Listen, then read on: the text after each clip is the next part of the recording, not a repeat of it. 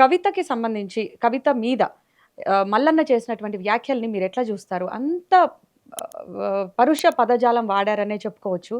So, అవును. ఆ వ్యాఖ్యల్ని మీరెట్లా జూస్తారు?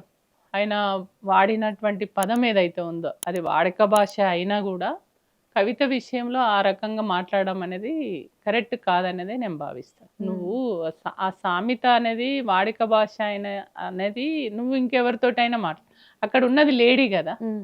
ఒక ఆడెమను పట్టుకొని నువ్వు కంచం పొత్తు, మంచం పొత్తు అనే పదము వాడడం హ్మ్. అనేది కరెక్ట్ గాదనేది నేను భావిస్తాను. సో, మీ తరఫున మల్లన్నకేమన్నా చెప్పాలనుకుంటున్నారా? మల్లన్న అంటే ఒక బీసీ బిడ్డగా అంటే తన బీసీలకు సంబంధించిన వాయిస్ రేజ్ చేస్తున్నప్పటికైనా, ఆయన మాట్లాడేటప్పుడు కొద్దిగా బ్యాలెన్స్ అనేది మెయింటైన్ చేయాలి.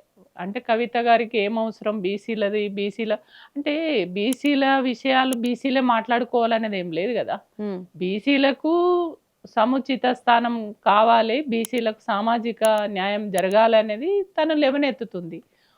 లేవనెత్తినప్పుడు తను ఒక ఉద్యమం రూపాన్ని తీసుకున్నప్పుడు కొట్లాడుతున్నప్పుడు మనం స్వాగతించాలి. ఎందుకంటే ఎవరన్నా గాని బీసీలకు మద్దతుగా మేము సపోర్ట్ ఇస్తామని అన్నప్పుడు ఆ సపోర్ట్‌ని మనం స్వీకరించాలి గాని పెద్ద మనసుతోటి.